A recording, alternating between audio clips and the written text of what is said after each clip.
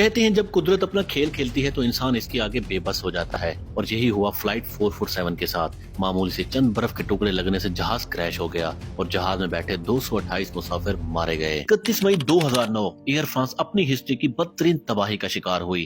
Flight 447 Brazil airport Rio de Janeiro سے رات 10:30 پر اڑان بھرتی ہے، جسے 12 گھنٹے کا طویل سفر کر کے صبح 10:03 پر پیرس پہنچنا ہے۔ جہاز کا کنٹرول فرانس کے موسٹ ایکسپیرینس پائلٹ کے پاس ہے۔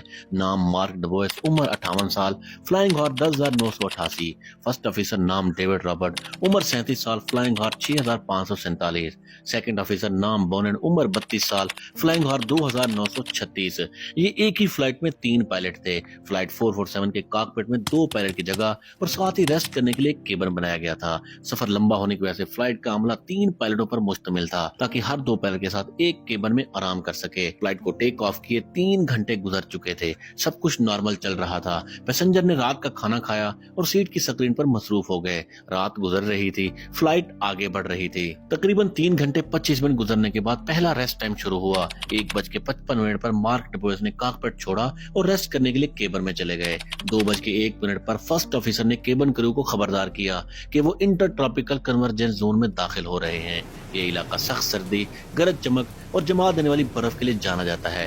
اس علاقے میں پلین ریڈار سے غائب ہو جاتا ہے اور کسی بھی ایئر ٹریفک کنٹرول سے رابطے میں نہیں رہتا۔ یہ علاقہ برازیل اور سینیگل ایئر ٹریفک کنٹرول کے درمیان میں آتا ہے۔ آٹو پائلٹ پر اڑ رہا تھا۔ جہاز کی نگرانی رابرٹ اور بونن کے پاس تھی۔ جتنے بھی جدید طرز کے پلین ہوتے ہیں وہ سب آٹو پائلٹ پر چلتے ہیں۔ آٹو پائلٹ پلین کی موومنٹ یعنی رفتار، ویدر اور آن بورڈ سسٹم کی نگرانی کرتا ہے۔ انجن اور پلین کی باڈی پر سینسر لگے ہوتے ہیں جن کے سگنل آنے سے پلین کا آٹو پائلٹ سسٹم کام کرتا ہے۔ اگر سینسر سے سگنل نہ ملیں تو آٹو پائلٹ سسٹم کام کرنا بند کر دیتا ہے۔ آٹو پائلٹ کے بند ہونے سے جہاز کی کسی بھی موومنٹ کا پتہ نہیں چلتا، مثلاً جہاز کتنی سپیڈ سے اڑ رہا ہے، اوپر کی طرف اڑ رہا ہے یا نیچے کی طرف اڑ رہا ہے۔ اور بدقسمتی سے فلائٹ 447 کے ساتھ بھی یہی ہوا۔ انٹر ٹراپیکل کنورجنس زون میں داخل ہونے کے بعد پلین پر برف کے اولے لگنا شروع ہو گئے اور جلد ہی یہی برف کے ٹکڑے پلین کے انجن میں داخل ہو گئے، جس کی وجہ سے کاکپٹ میں الارم بجنا شروع ہو گئے۔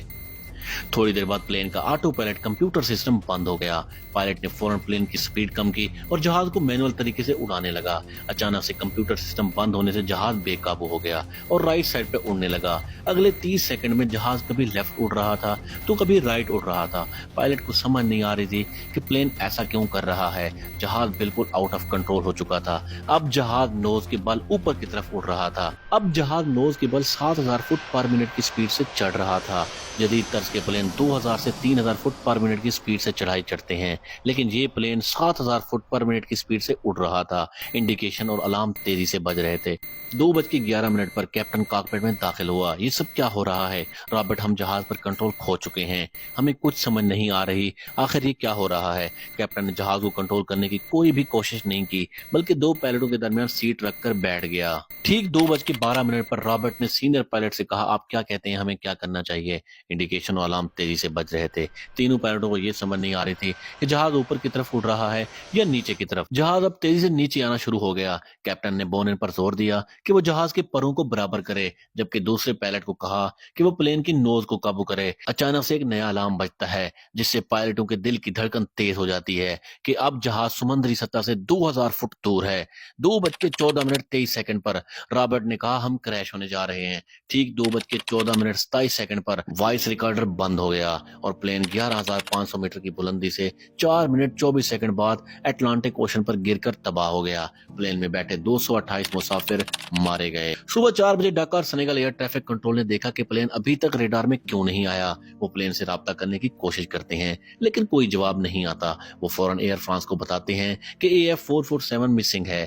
ایئر فرانس کو خبر دیتے ہی تمام نیوز چینل پر یہ بات آگ کی طرح پھیل جاتی ہے کہ فلائٹ 447 اٹلانٹک اوشن پر گر کر تباہ ہو چکا ہے۔ ادھر مسافروں کے ریلیٹو فرانس ایئرپورٹ پر پہنچنا شروع ہو جاتے ہیں جہاں ان کو دردناک خبر سے آگاہ کیا جاتا ہے۔ ڈاکار سینیگل ایئر فورس سب سے پہلے جہاز کو ڈھونڈنا شروع کرتی ہے۔ برازیل اسپین کی ایئر فورس نے بھی اپنے فائٹر جیٹ سے پلین کو ڈھونڈنے کی کوشش کی۔ 16 دن تک سرچ آپریشن جاری رہا جس میں آپریشن ٹیم کو صرف 154 ڈیڈ باڈیز اور جہاز کے کچھ ٹکڑے ملے۔ 5 جولائی 2012 یعنی 2 سال بعد بلیک باکس ملنے پر ایئر فرانس نے ایک رپورٹ جاری کی جس میں کہا گیا کہ برف کے کرسٹل پلین کے انجن میں جمع ہونے سے کمپیوٹر سسٹم بند ہو گیا اور جہاز بے قابو काबू हो गया, जिसे पायलट कंट्रोल करने में नाकाम रहे। इन 2 सालों में दुनिया भर के लोगों ने एयरलाइंस और प्लेन बनाने वाली कंपनियों पर इल्जाम लगाया कि ज्यादातर पायलट कंप्यूटर फ्लाइट सिस्टम पर डिपेंड करते हैं, जो कि मौसम खराब होने से सबसे पहले खराब हो जाता है। तहकीकात में मैनुअल तरीके की फ्लाइट्स और बेहतर तरबियत और ट्रेनिंग पर जोर दिया गया। इन्हीं इलाकों में बार बार ट्रेनिंग कराई गई जहां वाकया पेश आया, ताकि आने वाले वक्तों में दोबारा ऐसा ना हो। इसके बाद 2009 से 2024 यानी 13 साल गुजरने के बाद फ्रांस का कोई भी जहाज क्रैश नहीं हुआ।